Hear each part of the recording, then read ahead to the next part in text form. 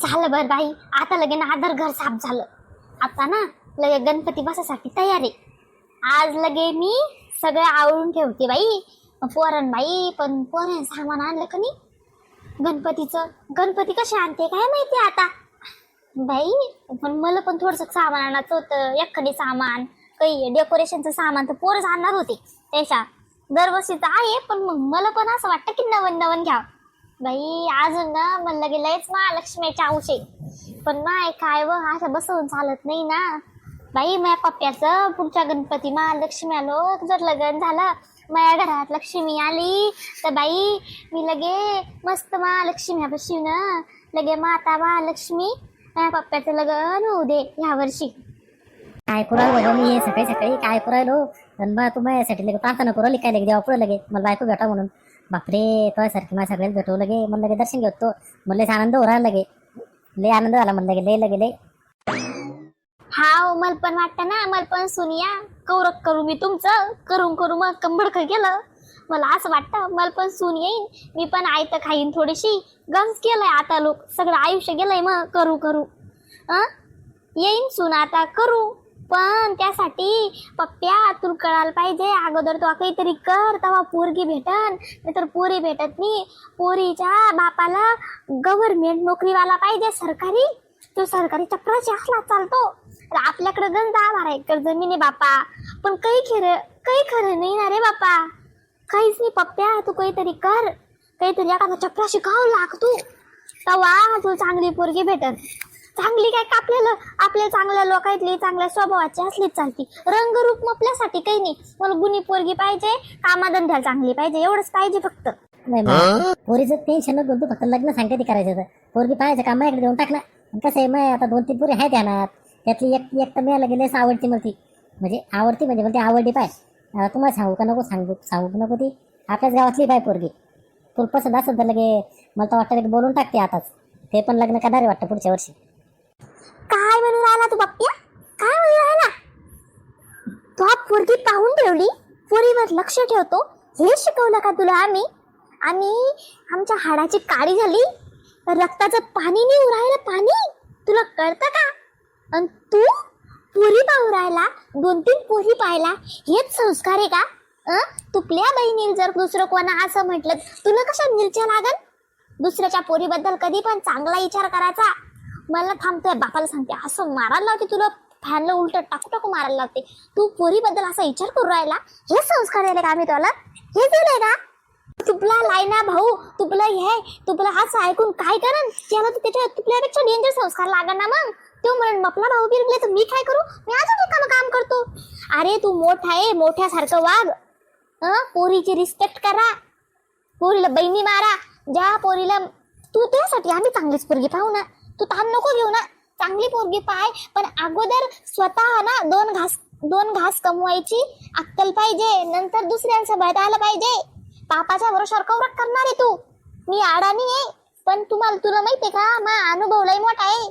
काय सगळं काहीच नव्हतं, 1 एकरापासून 12-13 एकराचा हे पट्टा तयार केला बाबू. तो ज्ञान त्या बापानं मरणाचे कष्ट केले. तुम्हाला आमच्या कष्टाची थोडी जाणीव ठेवा. एवढं मोठं भाषण नको देऊ नवरा घ्या आजचे दिवस.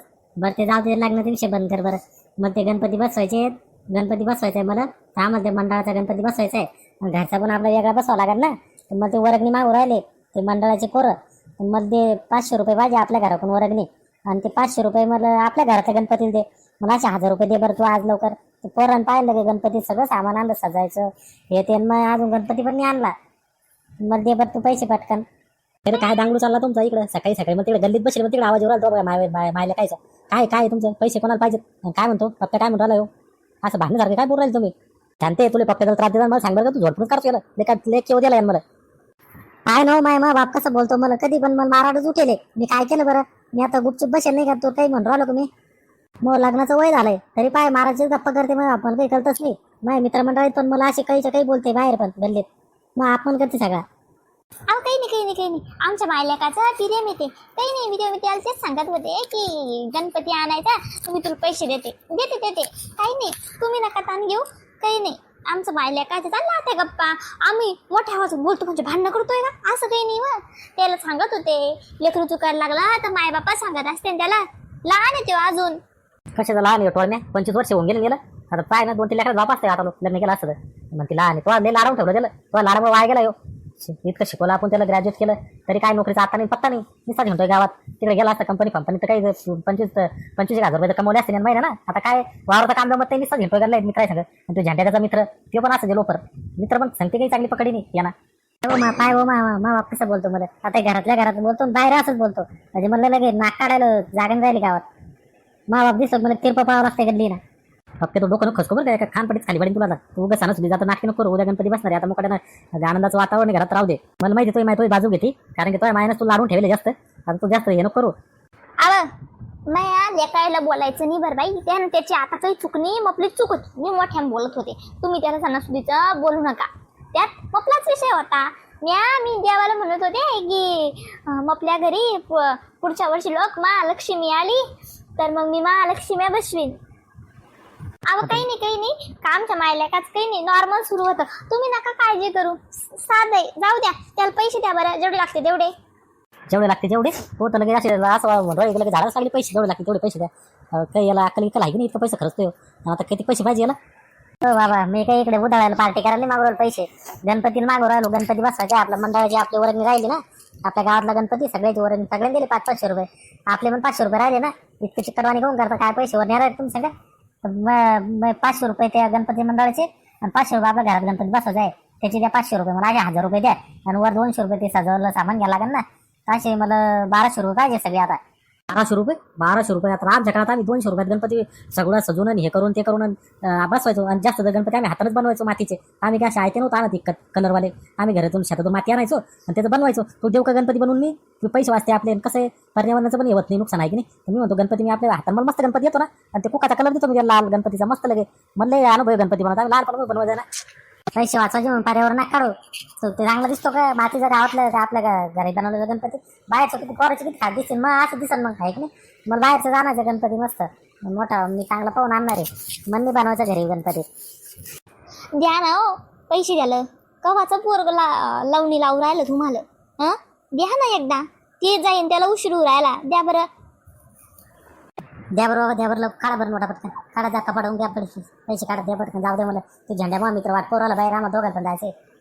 हे घे तुला 1200 देत मी 1000 रुपये देतो. 1000 रुपये 500 रुपये आपल्या मंडळाला वर्गणी करून टाक माझ्या नावाला. 500 रुपये घे तुला आता. गणपती आण 300 रुपयाचा आणि 200 रुपये सजवायला सामान 500 रुपये होऊन जातो आता. हो बाबा द्या ना बाबा 200 रुपये शिल्लक द्या ना हो. 500 रुपयाचं मला घरी गणपती आणा जाईल 300 रुपये देत नाही. आता गेला आणि तो म्हणजे त्यांचा असं तेव्हा आपल्याला दिसतात बाय देवा चांगला आहे की नाही. तर 500 रुपये द्या आणि 200 रुपये वर द्या. 700 रुपये द्या असेल 500 रुपये यायचे 1200 रुपये देऊन टाका आता. तो चिल्लर नाही तू घ्यायचे का ते 1000 रुपये. नाही तर मी चाललो हे पण भेटणार मग तुला. मी माझ्या वर्गणी करून देतो 500 रुपये. तुला 500 रुपये घेणार आहे. घ्यायचे घ्या आता 1000 रुपये मुकाट्यानं. बरं द्या मग. मला माहिती तुम्ही 1 रुपया काढणार आहे म्हणून शिल्लक करून.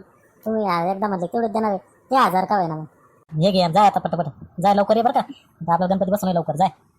शांती स्वयंपाक झाला का. मी जातो मग आता जेवणचं ते रानडुकर येते वावरात आपल्या ते फळाच्या वावरात ते तुरं गिर खाईन घेईन. तर मी येतो एकदा चक्कर मारून रानडुकर येईल नाही तर आहे की नाही. जा वहिनी बसा स्वयंपाक वहिनी नाही करून जा ना.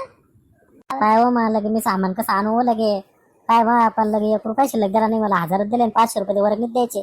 500 रुपयात काय होणार रे मग आता. 500 रुपयात गणपती भेटत नाही. सजवाय सामान कुठून आणू मी. आता तू दे बरं मला काही पैसे. तुम्ही 200 रुपये तरी देऊ मला गे. मी तू 200 काय 500 रुपये देते. पण तो ना कोणत्याच पोरीकडं नजर वाकडी करून पाहिजे नाही. फक्त तुपले लगन तरच मी तुला लगन 1 वर्षाला करून देईन. तू मपल्या कानावर असे रिकामे धंदे ऐकायला नाही आले पाहिजे. कळलं का तुला. तू घ्यायचे असले तर 200 सोडून 500 देते. आत्ताच्या आत्ता देते. पण ही मपली आज तुला मान्य करावं लागल. करतो का सांग. हाय का मान्य तुला. आता लगेच मान्य आहे. लगेच मान्य आहे. तुझे बरोबर पैसे आता काहीच नाही करत मी. तो आता जे लग्न करे ना त्यापासून पुरुषी करे काळी असो गोरी असो लगे मला काही देणं घेणं नाही. आता लग्नाचा विषय नाही काढत मी आता दिवाळी लोक.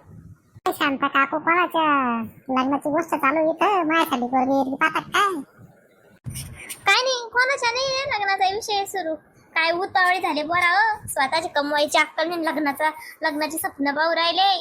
काही नाही. मी लग्नाचं काहीतरी ऐकलं म्हणलं पोरगी पाहत असेल तर मला पण पाय एखादी मग कसं आहे एकाच मंडपात होऊन जाईल. तसे मग पण वाईट कोणी देणं मला पोरगी पप्प्याची मी सारखीच कंडिशन आहे तुमच्यामुळे मला भेटून जाईल. ए झेंड्या चुपाईस ना आधी मला तू पोरगी भेटेल तो कुठं चालला रे ना मग पमनावर लग्न होते तुला पाहिजे मी पोरगी नाही माझी समोर 1 घंटा भांडली त्याच्यामुळे पोरीच्या मॅटरमुळे. असे का असे पप्प्या मग काय मी सायलेंट होऊन जातो मी त्याची तोंडात बोट ठेवतो त्याची.